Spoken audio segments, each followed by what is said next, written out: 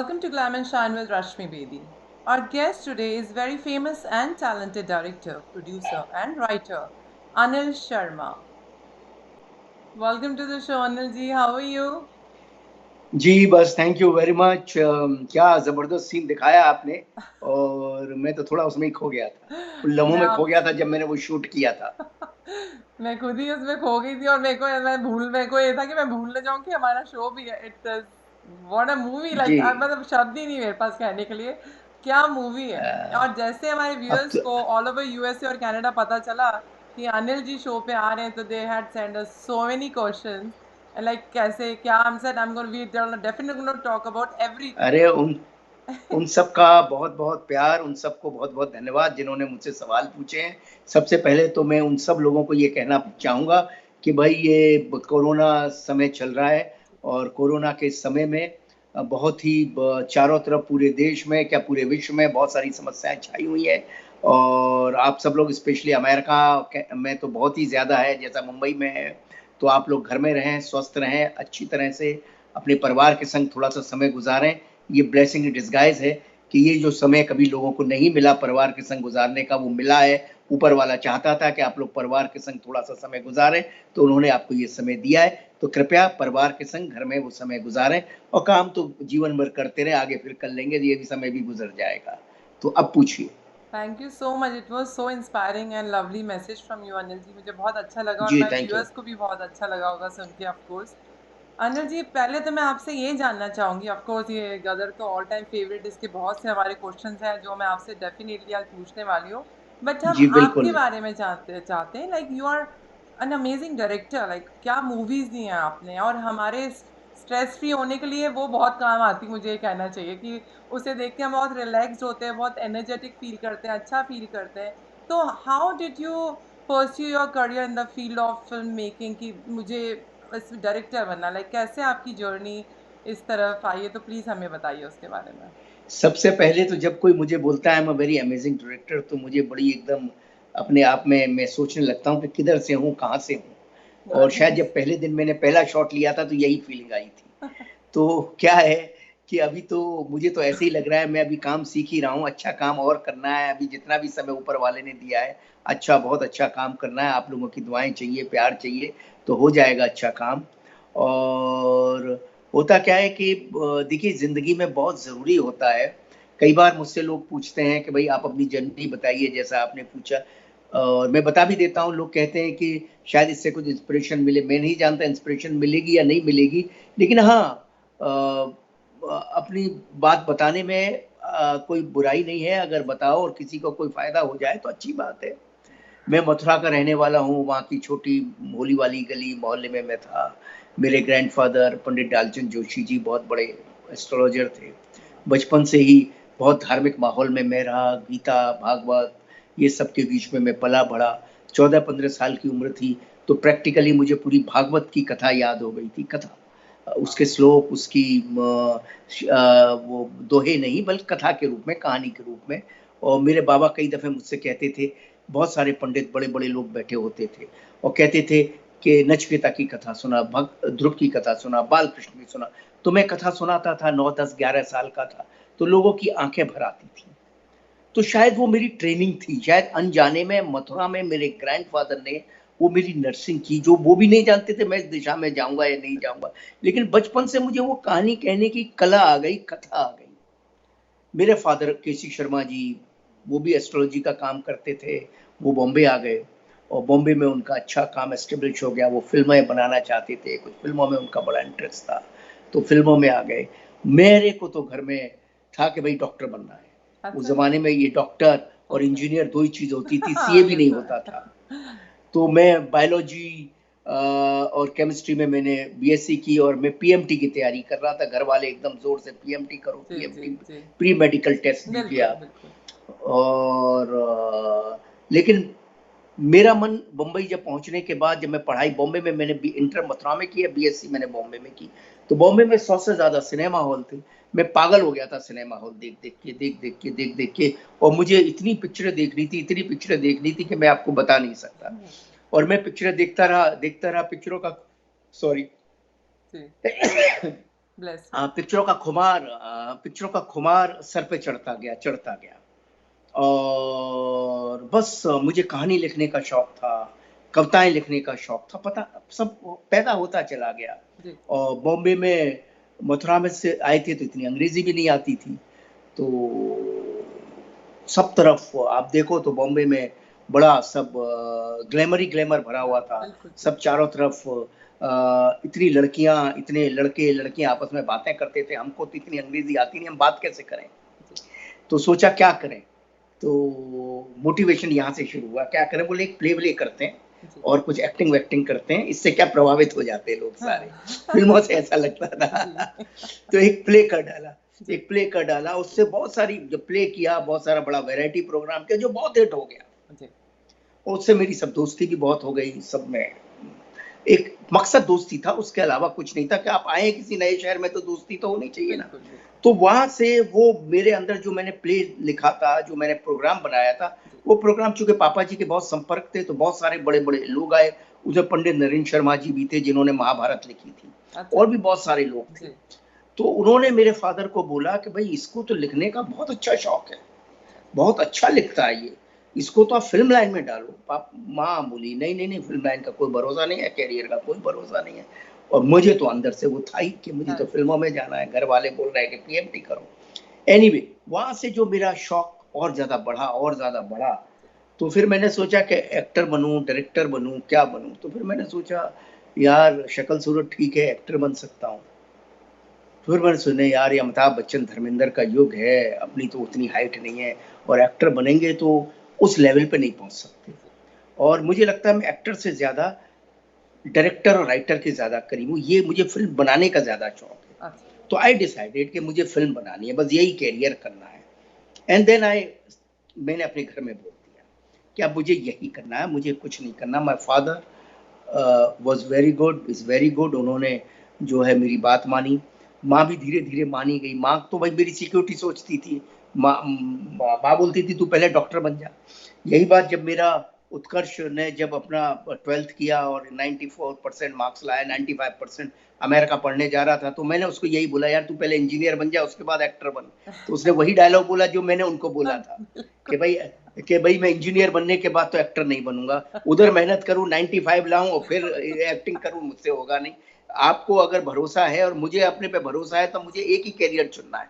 तो मैंने भी सही सेम डायलॉग अपने घर वालों को बोला, मुझे एक ही कैरियर चुनना है, मुझे भरोसा है मैं यही कर सकता हूँ। डॉक्टर बना तो पता नहीं कैसा बनूंगा, लेकिन डायरेक्टर बनूंगा तो अच्छा बन जाऊंगा, ये मुझे मालूम है। And I was very young, 18 साल का था तब मैं।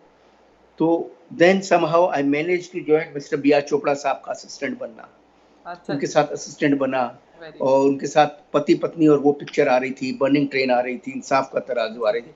3-2.5 साल में मेरी भाग्य ऐसा था कि 3 पिक्चरें हो गई। Very nice. And then we started मेरी अपनी पहली फिल्म श्रद्धांजलि। बिल्कुल। और तो मैं इन सारी बातों से एक ही चीज कहना चाहता हूँ, बहुत सारे आज के युवक हैं जो कि यूएसए में है, कनाडा में है, या इंडिया में है, वर्ल्ड में कहीं भी हैं, वो डिसाइड नहीं, उनको फिल्म लाइन में आना है, लेकिन वो अपने आप को तोल नहीं पाते। They are not able to understand themselves कि what they are up to, what for their right actually, वो किस चीज के लिए सबसे राइट है।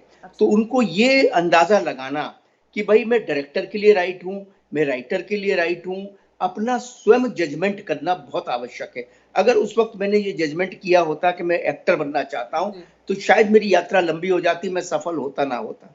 ईश्वर ने मुझे बुद्धि दी, सही डिसीजन लिया मैंने, और मुझे लगा राइटिंग और डायरेक्शन के मैं करीब हूँ। नहीं तो आदमी एक्टर ही बनना चाहता है, कोई बनना ही नहीं चाहता डायरेक्टर राइटर। तो ये डिसीजन, ये सोचना कि मैं कई बार सोचता हूँ, ये बात लोगों को कहना चाहता हूँ, इसलिए आज आपके माध्यम से कह भी रहा हूँ कि आप जो भी फिल्मों में आना चाहें, बड़ी अच्छी लाइन है, आना चाहिए, लेकिन ये सोचो पहले आप किसके लिए राइट हो, आपका कंपटीशन कितना बड़ा। अगर एक्टर बनना है तो आपका कंपटीशन कितना बड़ा खड़ा हुआ है, क्या उस कंपटीशन में आप जेन्युइनली आप कंपीट कर पाएंगे। क्योंकि फिल्म में आना, फिल्म पाना, सफल होना बहुत सारी लंबी यात्रा है तमाम लोगों के बीच में। आप में है इतना मादा या नहीं है, इतना आप में टैलेंट या नहीं, ये सोचना बहुत जरूरी है। तो जहां आपको लगता है कि ये मेरे लिए सबसे राइट है, कि ये जगह है, ये दिशा है, फिल्म लाइन में नहीं, जिंदगी की किसी भी दिशा में ये दिशा है, इस दिशा में मैं सबसे ज्यादा बेस्ट हूँ, वही दिशा आपको चुननी चाहिए, तो सफलता आपको जल्दी शीघ्र मिल जाती है, यही मेरा कहना है। बहुत अच्छा आपने समझाया है माय व्यूअर्स को, और बहुत से लोग हैं जो इस फील्ड में आना चाहते हैं, बट जैसे कि मैं आपकी बातों से समझी हूँ कि पहले आपने अपने आप को जज किया कि आपका किस में परफेक्शन है, किस में आप जाना चाहते हैं, and it is a very good thing कि जो आपका फैमिली सपोर्ट है जिससे आपकी जर्नी ईजी हो गई। एंड उसके बाद जी आपने एज असिस्टेंट डायरेक्टर काम किया and then you directed after experience. That's very nice, you have taken your journey step by step, you did not take a jump, तो गिरने का नहीं, वो सवाल ही नहीं लेना भी उठता। नहीं चाहिए, लेना भी नहीं चाहिए जी, आपको पहले, क्योंकि क्या है, it's a very professional job. जी, आप टीवी कर रही हैं, it's a highly professional job, आप कितनी चिंतित हैं कि आपका रिले बराबर हो, आप चीजें बराबर हो, अगर वो बराबर नहीं होगा, एक बार जो तीर है ये तो छूट गया तो छूट गया, फिर वापस आता नहीं है। आप जो रिकॉर्ड कर रही है, अगर ये चला गया, जैसा गया, अच्छा गया, बुरा गया, गया, इसको आप उसके बाद कुछ नहीं कर सकते जी, आप। कर सो सकते। यू हैव टू बी, आपको उतना समझदार और सक्षम होना ही पड़ेगा, you have to understand that everything bit by bit and in toto. बिल्कुल, of course. And I really like the movies what you have made.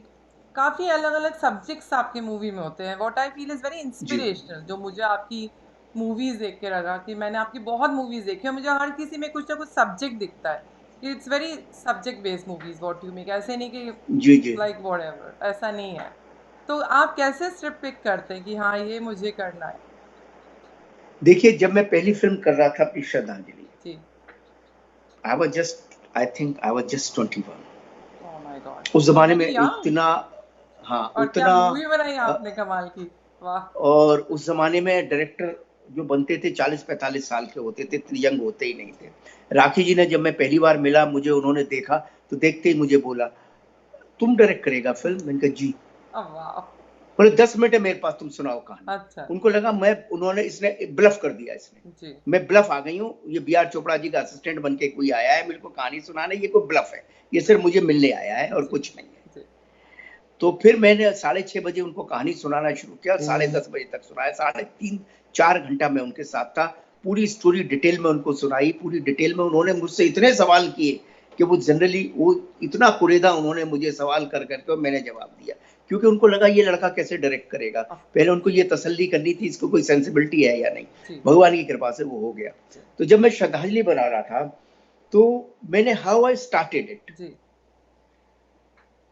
अब 21 साल का लड़का है, श्रद्धांजलि जैसी फैमिली फिल्म बनाएगा नहीं, जनरली वो लव स्टोरी बनाएगा, बिल्कुल। जनरली या उसकी इंटेंशन होगी लव स्टोरी बनाने की, उसी दौर से वो गुजर रहा होता है, थोड़े बहुत फिल्म लाइन है और जिंदगी है, ये सब तजुर्बे होते ही होते हैं। Of course. लेकिन मैंने फिर सोचा, मैंने कहा देखो, मैं लव स्टोरी बनाऊंगा, ऋषि कपूर जैसा एक्टर मुझे चाहिए, ऋषि कपूर को मैं जानता नहीं, वो मुझे मुझे मिलेगा ही नहीं, करेक्ट, पॉसिबल ही नहीं है, मैं साइन ही नहीं कर पाऊंगा, he is a very big star, of course. और ना मेरे पास पैसे हैं, और लव स्टोरी बहुत सारी बन रही हैं, वो बिकेगी नहीं बिकेगी, मेरी क्यों बिकेगी।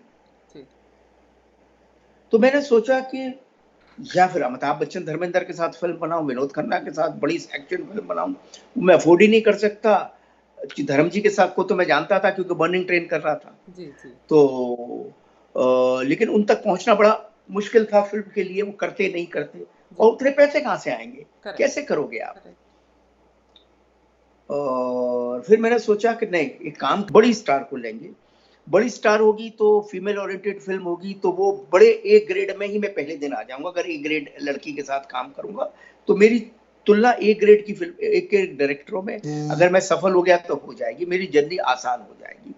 और फीमेल ओरिएंटेड की अपनी एक मार्केट है, अपनी एक दुनिया, अपना एक बायर है, आज भी अपना एक बायर है, कोई प्रियंका के साथ बनती है, अनुष्का के साथ बनती है, दीपिका के साथ बनती है, उसका एक बायर है, जी, उसकी एक दुनिया है, करेक्ट, समझे ना। बिल्कुल, तापसी के साथ बनते, एक दुनिया है उसकी, उसका एक बिल्कुल। ऑडियंस है। तो मैंने कहा उस ऑडियंस को मैं टैप करता, तो मैंने उस हिसाब से एक कहानी सोची। कहानी क्या सोची कि मैंने जैसा आपको बताया कि माइथोलॉजी से मेरा बड़ा रिलेशन था, जी, तो मेरे मन में हमेशा सावित्री सत्यवान की कहानी चलती रहती थी। जी, वो कहानी चलती थी कि सावित्री सत्यवान को अपने पति को मरने के बाद वापस यमराज से ले आई। मुझे लगता था ये पॉसिबल नहीं है यार, हाँ, ये हो सकता है कि पति की यादों को जिंदा रखे, आज के जमाने में तो कम से कम पति के सपनों को पूरा करे। तो बस यह इस थॉट से मैंने श्रद्धांजलि कहानी को कहा कि वही उसकी सबसे बड़ी श्रद्धांजलि होगी अगर उसने ऐसा कर लिया तो। बस देन स्टोरी बनना शुरू हो गई, स्टोरी बनी, क्योंकि स्टोरी में ऑलरेडी लाइन में ही इमोशन है, तो इमोशन उसमें आएगा ही आएगा, सीन्स आएंगे, उस वक्त के हालात आएंगे, एक स्त्री की एक तपस्या आएगी, एक ताकत आएगी कि भाई उसने कैसे, वुमेन जब कोई वुमेन भी हो स्पेशली अगर स्त्री के आप करेक्टर के और कैरियर के निर्माण की आप कहानी बनाओ तो लोगों को बहुत अच्छी लगती है, बहुत इंस्पिरेशनल होती है। तो यही बात हुई, तो इसलिए राखी जी को जब कहानी सुनाई तो पहले ही नरेशन में उनको अच्छी लग गई और बस वहां से यात्रा शुरू हो गई। और फिर कहते हैं ना, मैं चला था जानवे मंजिल मगर लोग साथ आते गए, मैं अकेला ही चला था जानवे मंजिल मगर लोग साथ आते गए और कारवां बनता गया। तो बस कारवां बनता चला गया। श्रद्धांजलि रिलीज हो गई, श्रद्धांजलि ने 30-35 जगह सिल्वर जुबली कर ली, बड़ी हिट हो गई पिक्चर, ईश्वर ने हाथ पकड़ लिया। और फिर क्या था, बस मैं तो ईश्वर के सहारे चलाऊं, अपने सहारे तो चला ही नहीं हूं। हाँ, कमाल की मूवीज दी आपकी, हर मूवी मतलब मैं तो seriously I am your big fan, मुझे हर मूवी इतना लाइक, ये बंधन एक कच्चे धागों का मुझे बहुत पसंद है, आई लव दैट मूवी, हाँ, बहुत ही सो बंधन नाइस। कच्चे धागों का मेरी बड़ी फेवरेट फिल्म है यस, और बड़ी सेंसिटिव फिल्म है। एक भी बहुत चाटा नहीं था उस फिल्म में, आई एक लड़ाई नहीं थी, कुछ नहीं था उस फिल्म बहुत अच्छी में। वेरी मूवी है। Sensitive film. I love जी that. जी That's my favorite. I जी। really like it. Of course, Gadar तो सबकी all time favorite है ही। वहाँ तक भी मैं definitely आऊँगी अभी आपके पास, because मैं सोची हूँ पहले जर्नी कर ले, because Gadar is the main topic। हमारे viewers ने इतने questions भेजे हुए हैं कि मुझे seriously I've never got so many questions of our viewers ever कि तो फिर please do ask। बंधन कच्चे धागों क्या आई, बंधन कच्चे धागों को जीनत अमान के जी, साथ में, जीरा शशि सामान। कपूर हाँ जीनत जी, अमान के हाँ साथ जी, काम कर रहा जी, था जी। And Zeenat very nice, she perform very well in that Amazing, film. वो फिल्म भी बहुत अच्छी थी, बहुत अच्छी, बहुत ही अच्छी फिल्म बहुत थी अच्छी। और लोगों को बहुत पसंद आई वो फिल्म। और मगर उस जमाने में जैसे ही बंधन कच्चे धागों का रिलीज हुई, वीडियो का टाइम आ गया। जी, लोग सब, बिल्कुल। जब मैं बंधन कच्चे धागों का, मैं अपनी सड़क पे अपने मोहल्ले में वॉक करता था तो हर जगह मुझे इसके डायलॉग सुनाई देते थे। तो मैं कहता कहाँ से सुनाई दे रहे, सब जगह वीडियो कैसेट चल रही थी। तो मैंने कहा कमाल हो गया यार। तो मैंने कहा सर मुड़ाते ही ओले पड़ गए कि अभी तो मेरा करियर शुरू हुआ और अभी देखो ये तो वीडियो आ गया जबरदस्त। तो फिर मैंने सोचा अब ऐसी फिल्म बनानी है जो कि थिएटर के लिए ही हो, जो कि फिल्म जिसको थिएटर में ही लोग देखें, बड़ी फिल्म हो, बड़ापन हो और सिनेमा के लायक हो, ग्रेंजर हो, एक्शन हो। Then I started this one, then Hukumat का सब्जेक्ट आया and then I did Hukumat which became the biggest blockbuster of 1987, जो कि उस साल की सबसे बड़ी ब्लॉकबस्टर हुई। मोर देन 75 वीक वो पिक्चर चली और अच्छा है। यस, आपकी Tahalka was very nice, and then आपकी तहलका, जो ऐलान जंग, ही the hero is very nice movie, I love that, that is a मेरा लवली मूवी। तहलका, ऐलान जंग, फरिश्ते, देन माँ आई थी बीच में, जितेंद्र जयप्रदा, उसके गाने बड़े हिट हुए थे। जी जी बिल्कुल। देन गोविंदा के साथ की मैंने महाराजा, वो that's very nice, Govinda Manisha, very nice. And then finally Gadar पे आ जाते हैं। आप गदर आ बिल्कुल। गई। तो आप मुझे बताइए पहले तो वो जो स्टार कास्ट है उसके बारे में क्वेश्चन है कि आपने वो कैसे पिक किया, एंड सबका ये भी क्वेश्चन है कि क्या देओल फैमिली बहुत क्लोज है आपकी, वो आपके मूवीज में धर्मेंद्र जी, सनी देओल जरूर होते हैं, मतलब मतलब मैंने उन्हें अपनी तरफ से आंसर दिया कि maybe they are very energetic so enjoys working with them, I don't know like so नहीं, डेफिनेटली ऐसा नहीं आस्क्ड है। धर्म जी से मेरा बहुत जी प्रेम हो गया हुकूमत के दौरान। जी उन दिनों बड़े स्टार थे, उनकी पिक्चरें हिट होती हैं जी और एक हीरो के साथ आपका कनेक्शन बन जाता है तो आप उसको रिपीट करते हैं, हमेशा ही होता है। जी अब किसी का जिनका एसआर के साथ कनेक्शन है वो एसआर के साथ पिक्चरें करते हैं, जिनका बच्चन साहब के साथ कनेक्शन था। पर मैंने तो फिर भी तहलका में बहुत सारे कलाकार थे, फरिश्ते में रजनीकांत थे, विनोद खन्ना थे, जी श्रीदेवी थे, बहुत सारे कलाकार रहे, ऐसा नहीं है। जी देन माँ में जितेंद्र थे, जयाप्रदा थी, देन गदर आई। और गदर में क्या था कि गदर का वो रोल है, अब आप मुझे बताइए तारा सिंह का किरदार सनी देओल के अलावा कौन कर सकता। कोई भी नहीं कर सकता, तभी तो तो वो बस खत्म हुई सरप्राइज बात। है कि कैसे उन्होंने ये सोचा कि he is the right person, और अरे मतलब कास्ट इसमें बहुत मैटर इसमें करती है ऑफ कोर्स। इसमें सोचने की जैसे मैंने श्रद्धांजलि की बात की आपको, सावित्री सत्यभानु, बात आपके ब्लड में है। ऐसी गदर की कहानी क्या है कि राम सीता को लाते हैं लंका से, बच्चा कहता है मेरी आप चाहते ही है कि बच्चे की माँ को लेके आए, फिर वर्ल्ड में कहीं से भी लाए। ऑफ कोर्स, बिल्कुल बिल्कुल बिल्कुल ठीक कहा आपने। तो आप जब तक वो वापस नहीं आ जाएगी, सुरक्षित वापस नहीं आ जाएगी इंडिया, तब तक आपका सपना पूरा नहीं होगा, तब तक आपकी वो ख्वाहिश पूरी नहीं होगी, तब तक आप उसको देखेंगे देखेंगे, बार बार देखेंगे। इसलिए बीच में आज भी जब भी कभी शुरू करते हैं तो आ जाता है यार ये सकीना को लेके कैसे पहुंचे, हाँ जी, बच्चे को लेके कैसे पहुंचे, क्योंकि वो आपके अंदर, वो आपके ब्लड के अंदर है। वो कहानी आपकी बचपन में आपने अपनी माँ से सुनी है, आपकी माँ ने अपनी माँ से सुनी है, आपके डीएनए में पड़ी हुई है वो कहानी, सदियों से पड़ी हुई है। इसीलिए उसको इतना बड़ा हिट होना ही था, हो गई भगवान की कृपा से। और बहुत सारे किस्से, बहुत सारे कहानी, अब आपके सवाल हो तो मुझसे पूछिए, मैं जवाब देता हूँ।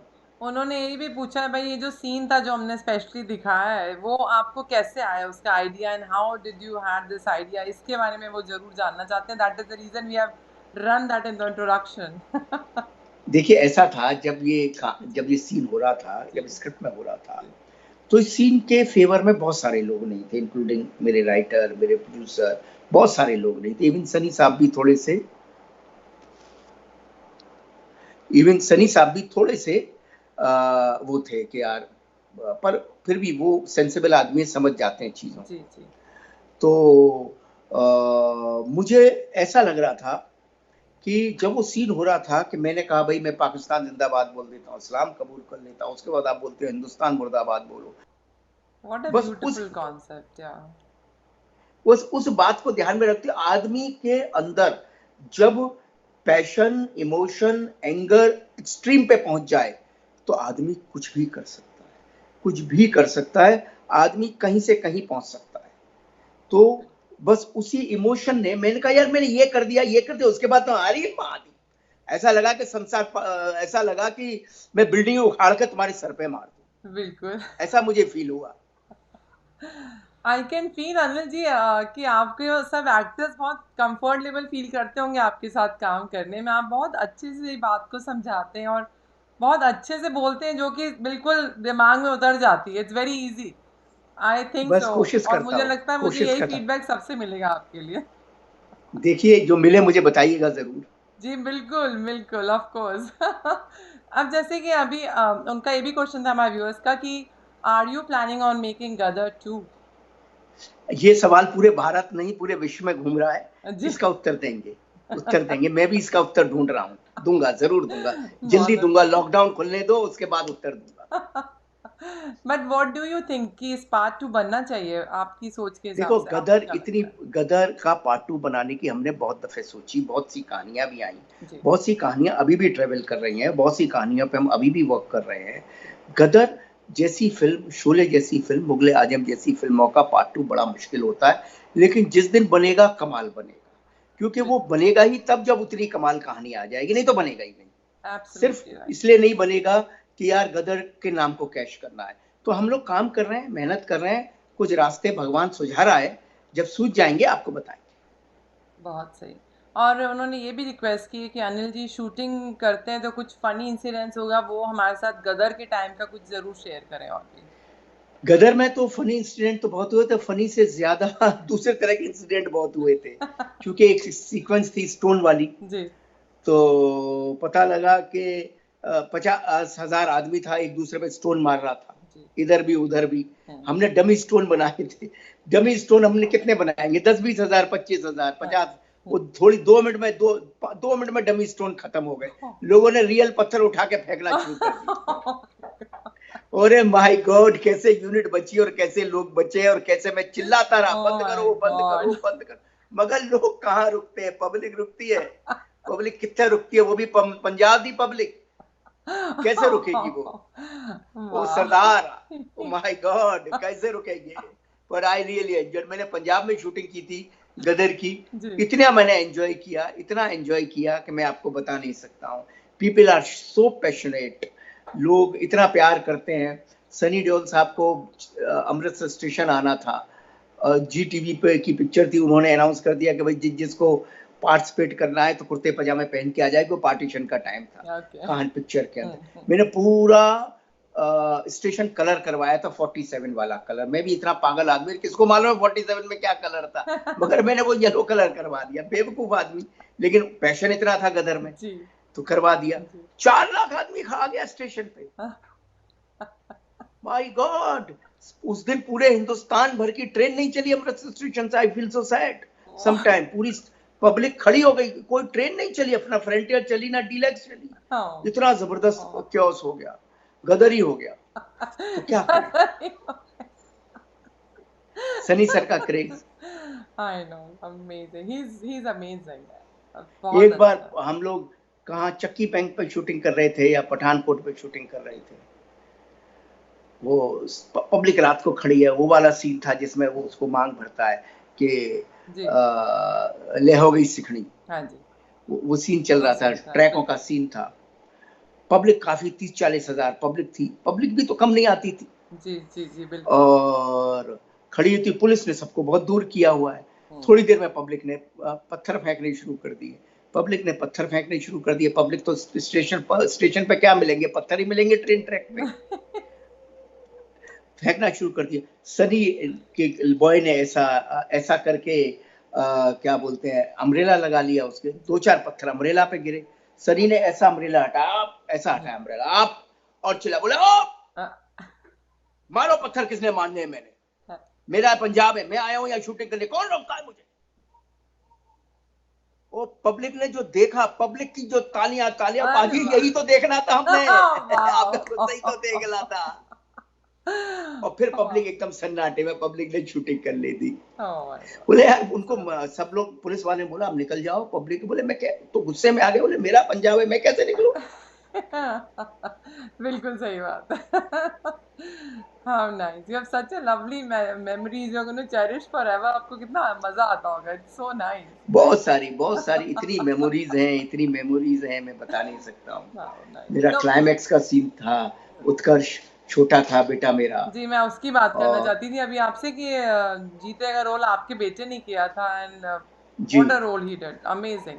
सो कोई वो भी कोर्स किया था उन्होंने, आपने ऐसे ही सीधा बस नहीं नहीं एक्टिंग में नहीं डाल नहीं, वो दिया? भी बड़ा एक्सीडेंटली हुआ। जी क्या हुआ कि बच्चा हम ढूंढ रहे थे, बच्चा कोई मिल नहीं रहा था, जी और सब बच्चे फिल्मी टाइप की एक्टिंग कर रहे थे। उत्कर्ष 5 साल का था, नेचुरल था। जी घर में सब आते थे, उत्कर्ष सबको बड़ा क्यूट लगता था। तो अमीषा पटेल एक दिन मेरे पास आती है, बोले आप इसी को ही क्यों नहीं ले लेते। मैंने कहा ये कहाँ एक्टिंग कर पाएगा, अभी बच्चा है 5 साल का, ये जी कैसे एक्टिंग जी करेगा। जी और मुझे डर ये था कि कल लोग बोलेंगे अपने बच्चे को ही ले लिया, सनी भी बोलेगा, ये बोलेंगे कल एक्टिंग नहीं कर पाया, तो बोले देखो डायरेक्टर ने अपने बच्चे को प्रमोट करने के लिए ले लिया। मैंने कहा मैं नहीं लेता हूँ। जी बोले नहीं नहीं, इसी बच्चे को लो। उसने सबके पीछे बवाल करना शुरू कर दिया कि नहीं यही बच्चा चाहिए, ये इससे क्यूट का। सनी को भी बोला, सबको बोला।